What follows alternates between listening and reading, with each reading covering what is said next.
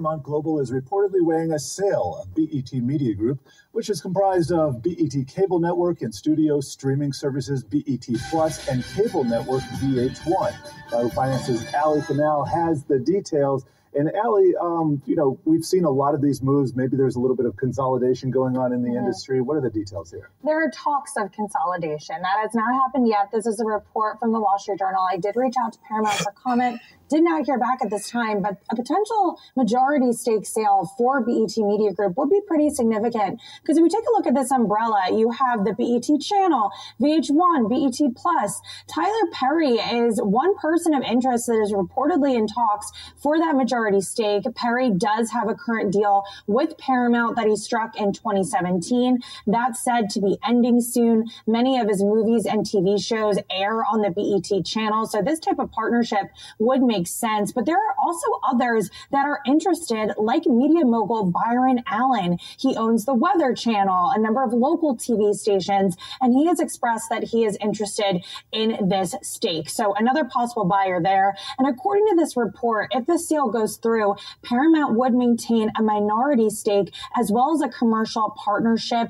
But speaking of minority investments, it's pretty interesting here with BET because within that umbrella that I just mentioned, you have to be clear what white people are doing now is selling blacks back to scraps. Purchasing BET at this time is a bad investment. Why would I say that? Because right now we're doing what is called cord cutting. People are leaving cable. That's why all the major cable networks and all the major studios have what is called streaming apps now. Because we are doing cord cutting cable. And what they're trying to do is maximize what they can get out the black community because we are last to cut the cord. Cutters, though other analysts disagree, those cable cutters and a younger generation of cord nevers could ultimately force the industry to rethink its business model. And if you look at what's happened, cable TV subscribers have declined. The first quarter, 487,000, a decline, 394,000 in quarter 4 of 2012, and then it was 323,000 in quarter 1. And in quarter 2 of 2013, a decline of 591,000. What do you think of these numbers? What's your sense? I understand that it was a lot that went into Bob Johnson selling BET.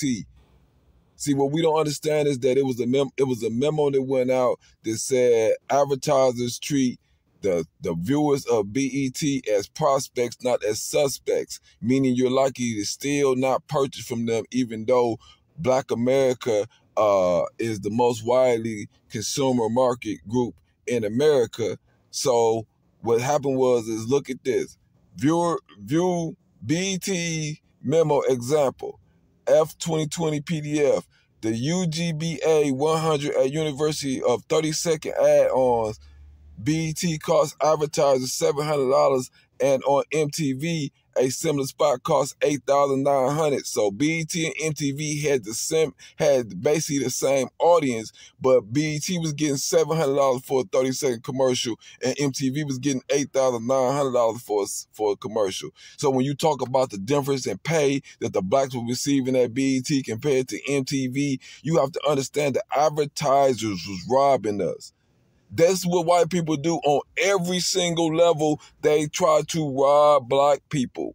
They make sure to keep you from gaining wealth. You looked at BET as this super success, but you didn't understand the racism that he was dealing with behind the scenes. And you didn't care to, but what you did was you criticized him for his lack of content and his repeatedly airing of the same shows, but because his shows were not generating the money off the advertisement that the white channels was, he could not create more content. This is what black people are failing to understand. So the lack of content that reflects you is due to these advertisers robbing the black people out of dollar. Now they trying to trick Tyler Perry, Puffy Combs, and Brian Allen to bid, to compete against each other, to bid for a burning building. They're bidding for a burning building. If Cable was losing subscription fees, and BT, one of the rare cable channels that get subscription fees, and then they're being robbed off of, and then they're being more reliant on their advertisement dollar, and they're being robbed out of their advertisement dollar. That means these people are being tricked into bidding against one another to purchase a burning building. In process, Time Warner Cable, of course, being acquired by our parent company. The regulators have yet to fully weigh in here. And so that's why I hesitated to say is definitely happening. However, of course, the expectation is it will happen. But you got to wonder what you're getting there. Time Warner Cable lost 184,000 video subscribers in the third quarter. Now, that was a little bit better than last year when they had the feud with CBS and they lost, 306,000. Right. But it's not good. No. It's not good. They did have broadband additions of 108,000. They had voice subscriber additions that were also well below what people were anticipating, 14,000. And what's it say? I mean, they're just losing. They're losing video subs. It's happening. Now it's slow overall for the industry. It's still talking about 101 million people who have cable in this country, but next year it'll be less than that. Year after it'll be less, and everybody wonders how much less. Broadband, I mean, we love Akamai. I know that they See, what we have to understand is every industry have what is called has a process. You have a growth rate, you have a stability rate process, and then you have a decline process. Cable is going through the decline process. And so while cable is declining, they're trying to sell BET off. And what they're doing, they have 3 top blacks bidding, running up the price against one another to buy this black station because of the nostalgia of it being BET, Black Entertainment. So they're competing against each other's bidding to run up the price of this company, which is part of a dying industry. This is what I mean about white people selling black people scraps. See, we trying to play catch up with people, and see, you playing catch up, you going to be left without the chair. When the music start playing, you're gonna be left without the chair, and that's what's happening with black people. And we celebrate this as black excellence, but we're not looking at the full ramification and what is going on, the overall situation. This is why they're selling BET.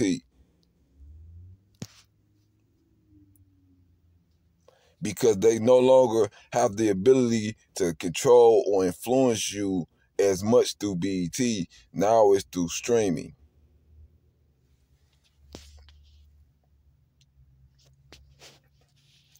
So that's how I understand that. No, a lot of these blacks are not that great of entrepreneurs. It's like Puffy and all them. Puffy was given this through entertainment, and he's used as a tool, as a puppet, in order to deflect black people, because it is clear that this is not going nowhere. He's having problem with Revolt right now. They gave him $65 million to launch Revolt. They didn't even give him Philadelphia. He do not get subscriber fees, meaning when you pay your cable bill, he get 10 cents, 20 cents per bill. He don't get them things like Fox channels do and the white channels get.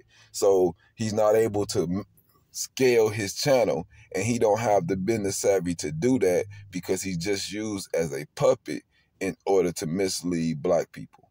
I don't care what nobody say.